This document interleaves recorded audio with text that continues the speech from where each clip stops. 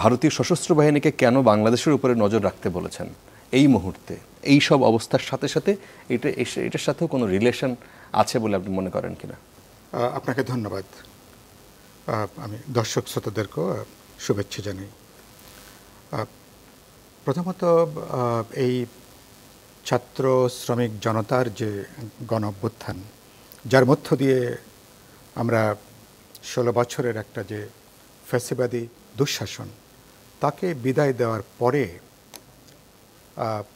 এবং তারপরে শেখ হাসিনাকে যেভাবে ভারতে তাকে পালিয়ে যেতে হলো, অর্থাৎ সরকারের যে পতন বা পরাজয়, আমি ইতিমধ্যে বলেছি ভারত এটাকে নিজের পরাজয় হিসাবে এটাকে নিয়েছে।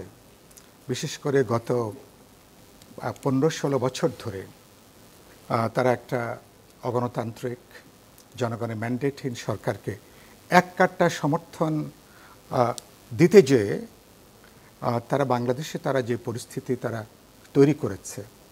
এবার আপনি জানেন যে 7ই জানুয়ারির যে দামি নির্বাচন, যে বলে না চোরের সাক্ষী গাট কাটা, দুনিয়ার কাউকে পাওয়া যায়নি, শুধুমাত্র ভারতকে পাওয়া গেল। এবং তারা কিভাবে এই সরকারকে তারপরে টিকিয়ে রাখবে, অর্থাৎ এই সরকারের টিকে থাকার সাথে বাংলাদেশ কেন্দ্র করে এই অঞ্চলে ভারতের রাজনৈতিক বলেন, অর্থনৈতিক বলেন, সামরিক বলেন, অথবা তাদের সাংস্কৃতিক, তাদের যে আধিপত্যের জায়গাটা, সেটাকে অনেকটা তারা কিন্তু আরও নিশ্চিত তারপরে করতে চাওয়া।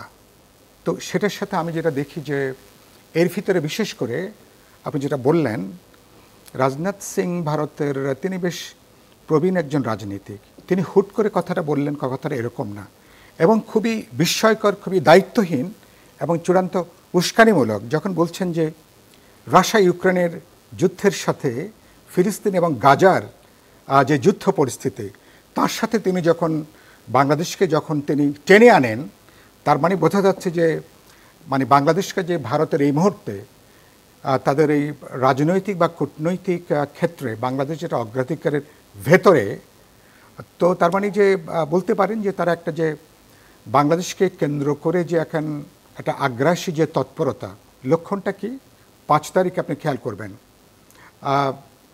নরেন্দ্র মোদী বিজেপির সরকার দুপুর 1টা, 1:30, 2টোর পর থেকে রাত 1:30, 2টো পর্যন্ত ধারাবাহিকভাবে তারা সেখানে মন্ত্রী পরিষদের সভা দিল্লিতে এবং অসংখ্য কমিটির সভা, নিরাপত্তা উপদেষ্টাদেরকে নিয়ে বৈঠক, এবং তারপর থেকে বিজেপি তাদের মিডিয়াগুলো তাদের যে প্রচার বাংলাদেশকে কেন্দ্র করে, অ্যাজ ইফ এখানে হাসিনা সরকারের পতন হয়নি, যেন ভারত সরকারের যেন পতন হয়েছে যেন বাংলাদেশে।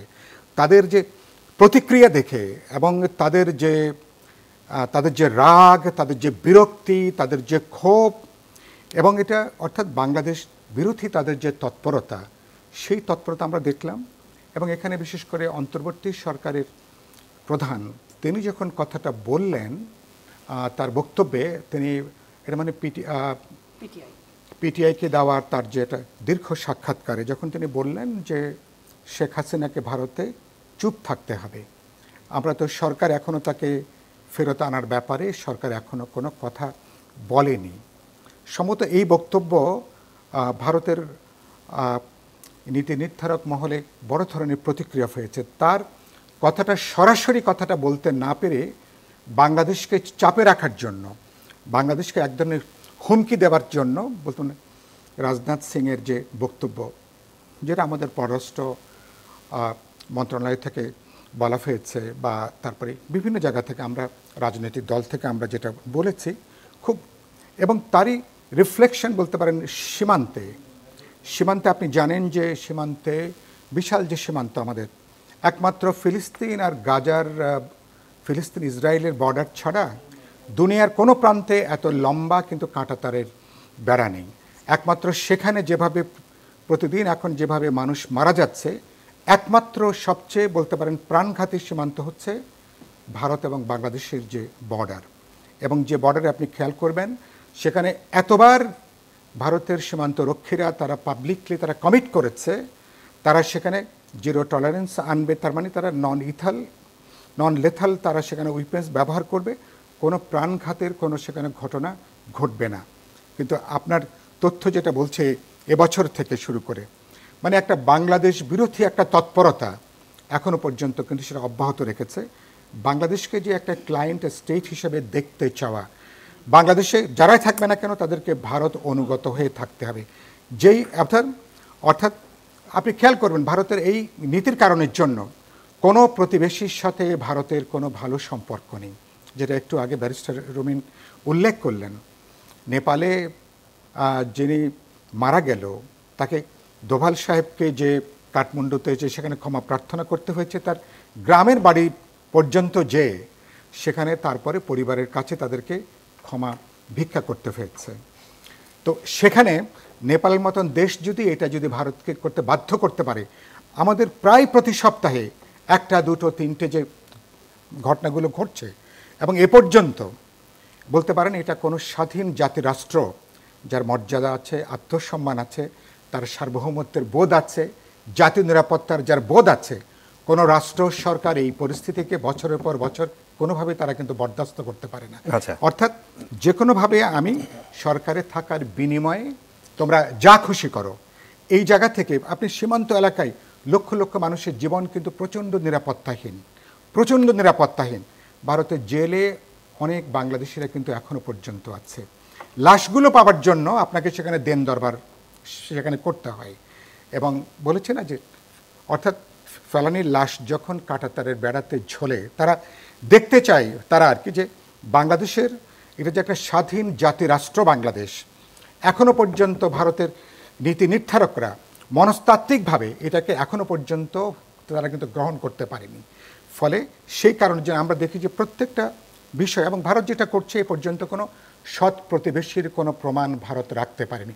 আমরা তো প্রতিবেশী বদলাতে পারবো না, তাহলে আমরা সমতা, ন্যায্যতা, সমস্বার্থের ভিত্তিতে, মর্যাদার ভিত্তিতে যাবতীয় দ্বিপাক্ষিক সমস্যার সমাধান করতে চাই। কিন্তু এখন সময়টা এসছে চোখে চোখ রেখে কথা বলা। আমি আমার স্থায়ী বন্ধু বলে কিছু নেই, স্থায়ী শত্রু বলে কিছু নেই। একটা বাংলাদেশ স্বাধীন জাতীয় রাষ্ট্র হিসাবে আমার জাতীয় স্বার্থ, জাতীয় নিরাপত্তা, আমার রাজনীতি, নিরাপত্তা, অর্থনীতি, বাণিজ্য, সংস্কৃতি বিবেচনা রেখে ভারতের সাথে আমি আমার মর্যাদার জায়গা থেকে অমীমাংসিত সমস্যাগুলো সমাধান করতে চাই। কিন্তু ভারত যেটা করছে এটাকে কোনোভাবেই কিন্তু এটাকে মেনে নেবার কোনো সুযোগ নেই। দরকার হলে বাংলাদেশকে আন্তর্জাতিক ফোরামে যাওয়া ছাড়া কিন্তু আমি মনে করি অন্য কোনো কিন্তু পথ কিন্তু